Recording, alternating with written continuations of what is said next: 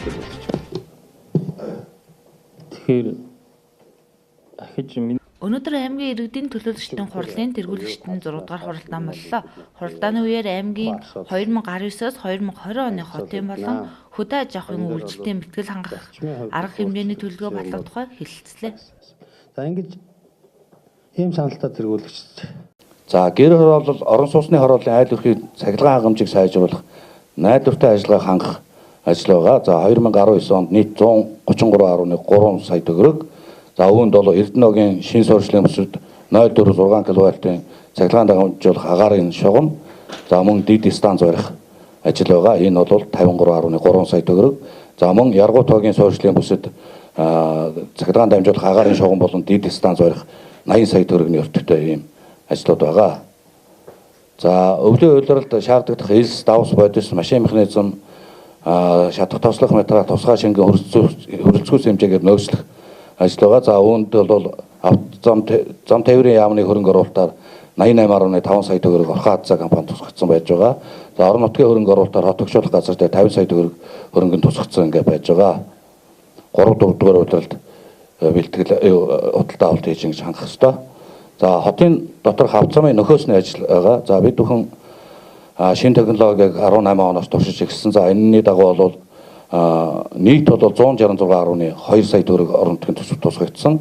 За үүнээс бол уламжилт буюу халуун асфальтаар бид бүхэн 91.2 сая төгрөгийн ажил хийн.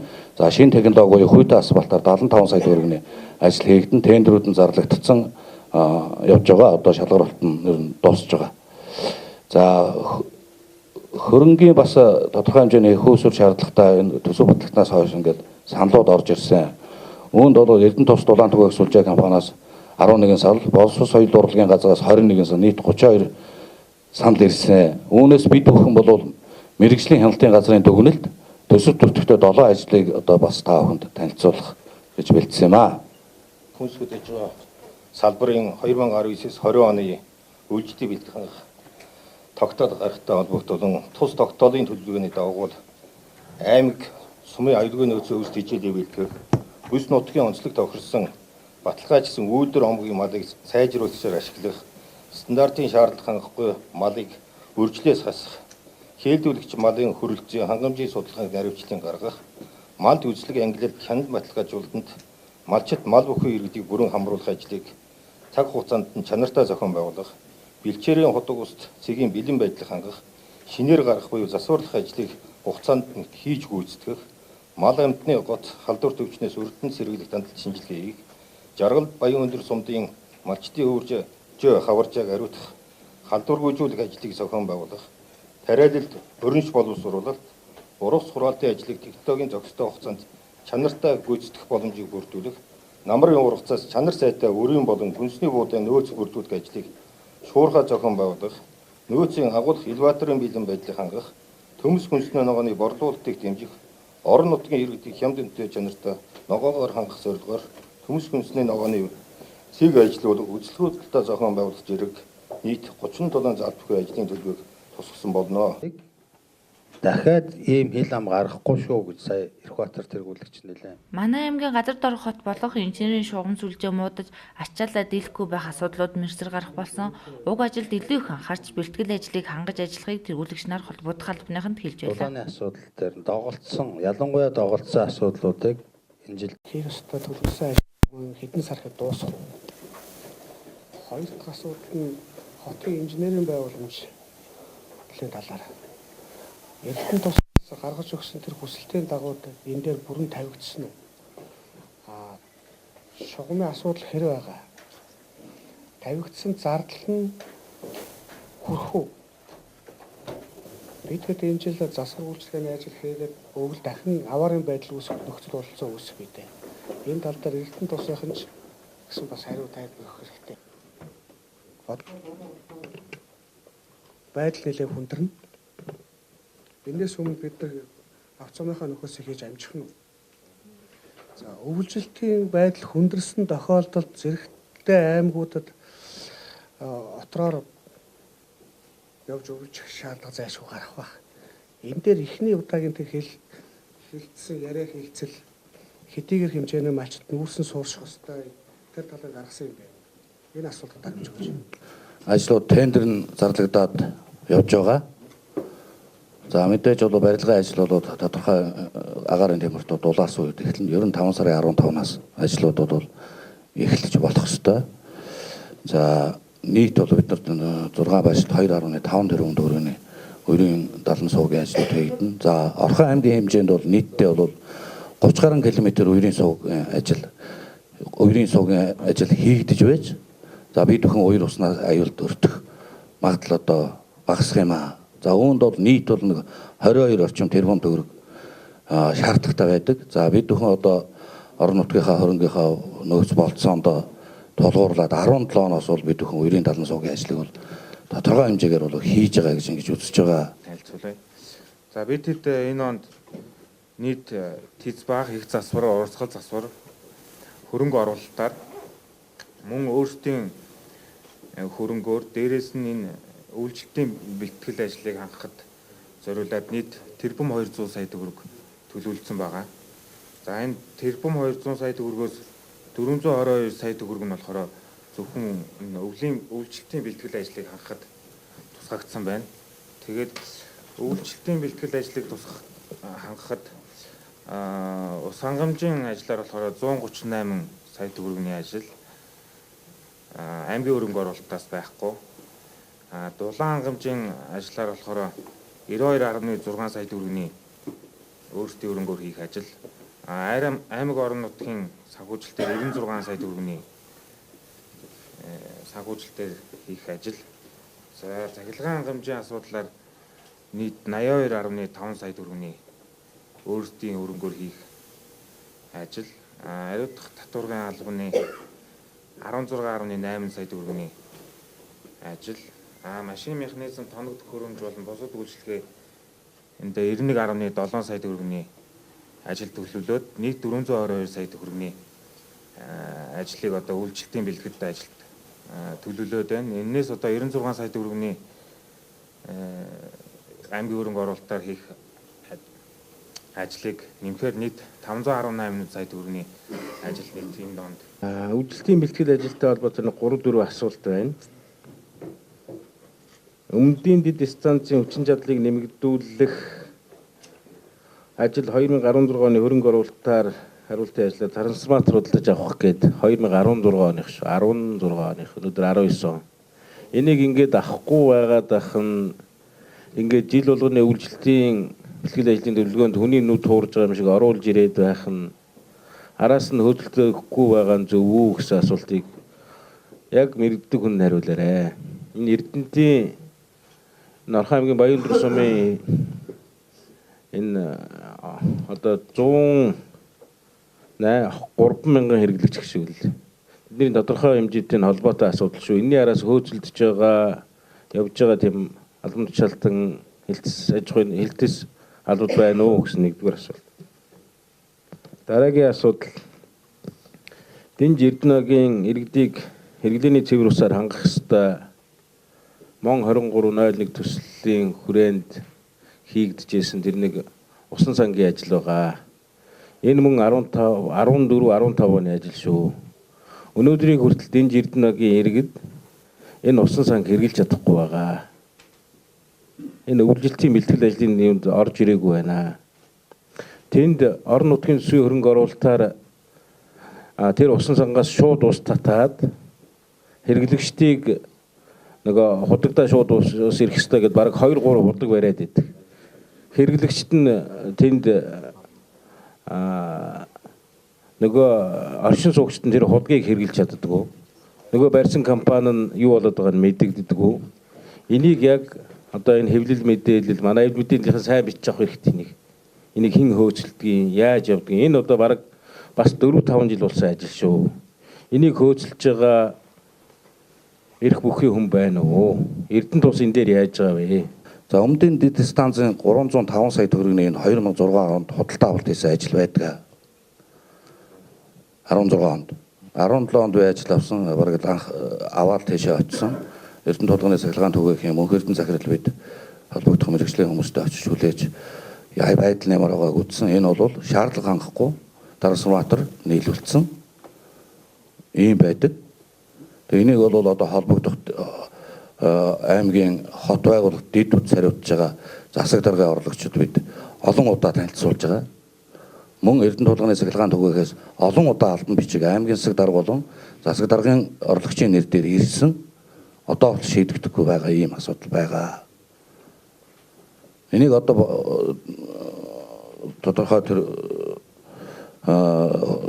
тендер зарласан тэр юм хүлээж авахгүй байгаа. Энэ бол угаасаа хүлээж авах боломжгүй ийм ажил байдаг.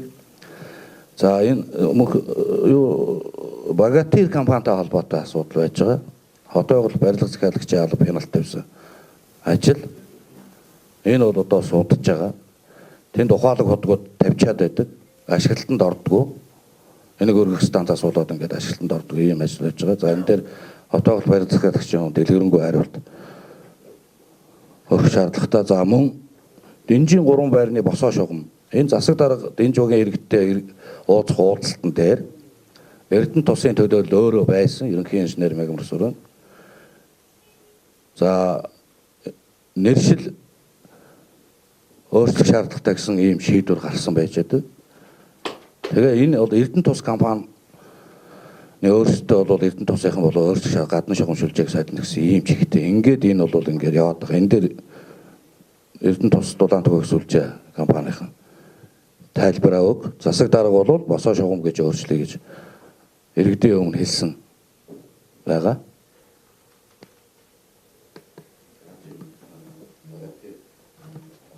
Усан сангийн болохоор өргөлтийн Хяналтыг хэн тавьсан? хяналтыг нь цэрэнд орж байгаа тавьж байгаа, цэрэнд орж байгаа тэтгэвртэй гараад тэгээд над дээр ирсэн байна. Тийм. Тэгээд энэ болохоор нөгөө өргөх ноцоостон дээр асуудалтай байгаад байна. Өргөх ноцоос нь болохоор дээшээгээ ерөөдөө гүрэнт боосын ноцоос тавина гэсэн байсныг нь хужаагийн ноцоос тавиад нөгөө хужаагийнх нь ноцоосыг болохоор болохгүй байна. Нөгөө давхар яаж болохгүй. Тэгээд зургийнх нь алдаа малдаа гэдэг тэрэн дээр асуудалтай байгаа. Ерөнхийдөө тэгээд одоо өргөх ноцооснд ерөнхийдөө ашиглалтанд орчих юм бол дээшээ эрс зургаар руугаа ерөнхийдөө усаа шахах боломжтой. Ингээд байгаад юм байна. Гэхдээ ерөнхий одоо юу Эрдэнэ тусаас нэг тавьсан шаардлагагаа протоколдчихоо. Тэгээд давтан жавсгаар ахаа нэгээ тавь гэсэн байна.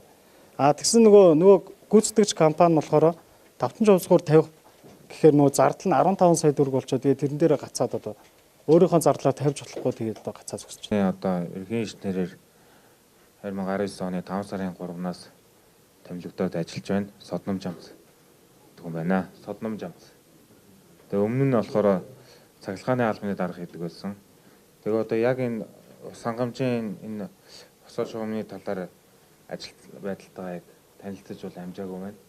Тэгээд одоо ерөнхий инженер Мегмар Сүрэнгээс тодорхой хариулт аваад яг тодорхой мэдээлэл өгье. Чи яны над одоо хангамж хариуцсан ямар ажилтан чи ирсэн? Одоо дулааны албаны дараа хангал дарга ирсэн байна. Хангал хариул. Анх баригдсан цагаас ахуулаад юу засвар гэдэг гадны шугам сүлжээнүүд нь засагдаад янзлагдсан. 2015 онд бол ус дулаан дамжуулах төвөөс хэрэглээний халуун усаар хангаж эхэлсэн. Босоо шугамуд бол одоо сөөгийн мэдлийн шугам байдаг байгаа. Тэгэхээр одоо яг биднэрт бол ингэн тэгнэ гэсэн юм ерөнхий инженерийн үүрэг даалгавар болоо өгсөн юм одоогоор алга байна. 2019-с одоо 20 оны одоо үлийн бэлтгэлийг хангах ийм төлөвлөгөө орж ирж байна гэж ингэж ойлгож байгаа. За ер нь төлөвлөгөөгөө та нар ихтэй одоо өнгөрсөн жилийнхаа төлөвлөгөөн дээр л үндэслэл цааш нь одоо зарим нэг он сарын хүртэл засахгүй жишээ нь өнөөдөр хүртэл ороод ирсэн ийм одоо юм хүртэл ажиглагдаж байна. За яг тэр чинь одоо өргөжлүүлж хийдэг болохгүйгаа судалдаг. Энэ асуудал чинь байж болно. Өнөөдөр энэ 19-с 20 оны өвлийн бэлтгэлийн одоо энэ төлөв ярьж байгаа тохиолдолд өнгөрсөн одоо өвлийн бэлтгэлийн одоо өвлжилтийн одоо энэ төлөвлөгөөч одоо хэрхэн биелсэн бэ? Өнгөрсөн өвлөөр нь ямар проблем үүссэн бэ? Тэр үүссэн тэр проблемуудыг одоо энэ жилийн одоо энэ төлөвлөгөөнд тусгасан юм уу? Үүссэн бол ямар проблемууд үүссэн бэ гэсэн одоо ийм асуултуудыг одоо энэ төлөвлөгөөг нэгтгэсэн, өнгөрсөн жилийн төлөвлөгөөний гүйцэтгэлийг гаргасан одоо энэ төлөвлөгөөнд одоо оролцсон байгууллагуудаас бас ингэж асуумаар байна. жил дараалан бас үер усны аюул их гардаг. Цагаарын байдал ч одоо тийм бороо устай жилд бол хүндрэлтэй асуудал үүсдэг. Нийт бол нэг 30 гаруй километр үерийн сувг хийх одоо ажил байгаа. Нийт нэг 22 орчим тэрбум төгрөгтэй. Экос гэдэг компаниар 2015 онд үерийн хамгаалтын сувгийн зураг хийлгэсэн байдаг. Яг Экосын зураг төсөвт ажиллаар хийх юм бол энэ 22 тэрбум төгрөг өшөө өснө. Бид бүхэн яаж байгаа вэхээр тэр Экосын зураг бол ер нь 100 жилд нэг давтагт хоёроос нэг одоо хамгаалах тийм том зураг одоо юу гэдэг хөрөнгө оруулалт их шаардсан. Одоо сэргчийн албанаас бол одоо Экосын зургийн тараасын дагуу бид бүхэн бас зарим газар одоо зарим юуг бол одоо сувгаа бол жижигсгээд гэдэг юм уу ингээд одоо хийж. За оновчтой биш байна гэсэн юуг бол бас хэмжил хэлж байна. Энэ жил булаг баг дээр тавьсан байгаа. Булаг баг галамандын хэсгээр нэдлэн хоёроор бол хүн 8-наас өргөдсөн байгаа. Тэгээд бид бүхэн бол одоо зургийн дагуу гарсан зургийн дагуу одоо ингээд явуулж байгаа. Цаашдаа бас анхаарч ажиллая. Тэгээ энэ жилийн үед бол та бүхэн мэдж байгаа уртын голваг бол одоо хамгийн их үер усанд өртдөг. За дээр нь их залуу яргууд маш их өртдөг. Ийм газруудаас бол ингээд явж байгаа. За даваа тогийн хувьд бол хамгийн баруун талын одоо манай асфальтын замын хамгийн баруун талын хэсгээр бол сууг явж байгаа. Тэр үргэлжлээд явах юу бол бас байж байгаа. Төлөвлөлт байж байгаа. Бид нэгийн нэгдүгээр байрыг ялцсан бойлоор тавьж нэгийн 1-2 байрыг халаагаад 3-4-р байрыг 5-6-р байрыг аймагт хэржиж 96 сая төгрөгийн төсөв батлуулж авсан. Одоо нэгийн 5 цаашаага салаадаа дахиад нэгийн 5 дээр 100 сая төгрөгийн хэрэгцээтэй байгаа. Дээр нь бас юу байгаа юм. 5 сарын 15-нд нэгтэн туршилтын дараа тэр зарим нь надаа зарим нь надахгүй байгаа гэдэг байрууд дээр бүх байруудын совлоо шавны тохиргоог ерөөсөө энэ жил үзэн бүгдийг янзлая гэж байгаа. Төлөвлөгөө гаргачихсан одоо ингэ явж байна. 6-гийн 9, 10, 15, 16 дугаар байруудыг болохоор энэ конвекторын халаах хэрэгсэлтэй. Энэ халаах хэрэгслүүдийг айлуудаар нь одоо зөвлөгөө өгөөд угаалгах, солих ийм шаардлагатай байна гэдгийг айлуудаар нь одоо мэдээллүүдийг өгж байна. Дээр нь энэ 100 айлын бас хэрэглэгчдээс халаалт бас муу байна гэсэн гомж гардаг байсан. Түүний дагуу анх баригдахдаа 50 байшин зориулагдсан хүчин чадалтайгаар ялцсан боолоор тавигдсан. Үүнийг сая энэ жил бид нэр 2 сарын үед дахиад нэмэлтээр ялцсан боолоор угсраад ингээд 100 айлын маань асуудал одоо намжсан. Хил ам ийм байхгүй болсон. Ер нь одоо 9-р цэг дээрх носоос станцыг ажилд оруулахгүй бол манай энэ өндөрлөг зэг 11-р ороодын 2-3 ЗТП байна. Нарангийн эцсийн ЗТП-нүүд байна. Энэ ЗТП-нүүдийн маань даралт юусоо зогшаатантай очиж хүрэхгүй байна. Одоо нарангийн эцс дээр ихэд 1.4, 0.8-ийн зөрүүтэй ингэ явдгаас шалтгаалаад юусоо халаалт маань зогшаатантай даралт нь үлдчихгүй байна. Тэгээд энэ Эрдэнэтийн дулааны цахилгаан станцаас уг 6 зэг дээр шугам өргөдгөх шаардлагатай байгаа гэсэн. Угаасаа яг манай тэр хэсгүүд дээр ямар ч 3 нь бол тийм доголдолтой газруудын тэр шугам өргөдөхгүй болохгүй болчихсон зөв 6 газрууд нь байгаад байгаа. Одоо 1-р микрийн салаа, 4-14-ийн дээшээ явж байгаа салаа, хорооллын эцсийн салаа, ийм салаанууд дээр тодорхой хэмжээний шугам өргөдөхний ажлууд хийгдэхгүй бол нэмдрэлтэй байгаа. Хоёр үзлийнхэн асуудлыг өөрсдөө хүчээр шийдэхний халаалтаас өмнө Хот дотор орон сууцны халаалтын асуудал чухалч мөн гэр хороолол болон аслагдсан багуудын асуудлыг орхигдуулж болохгүй юу? Энэ жил улсын төсвөр Баян цагаан багийн хуучин хороолт инженерийн шугам сүлжээ бүрэн тавигдах юм. Мөн аймгийн төсвөөс зэст багийн 1-р хорооллын шугам сүлжээг засварлах ажил 96 сая төгрөг зарцуулахаар төлөвлөгдсөн байна. Энэ мэтлэн улс аймгийн төсвөөс шат дараалттай ажлууд хийгдэж байна. Энэхүү хэлцэх асуудлын төлөвлөгөөнд туссан нэршил өөрчлөлт тухай аймгийн 2019-с 2020 оны хотын болон хөдөө аж ахуйн үйлчлэлийн бэлтгэл хангах арга хэмжээний төлөвлөгөө батлах тухай өндөр ёс зүйтэй өөдрөг иргэдэд хөтөлбөр батлах тухай асуудлуудыг аймгийн эрдэнэт төсвийн хурлын тэргүүлэгчид хэлэлцэж батллаа.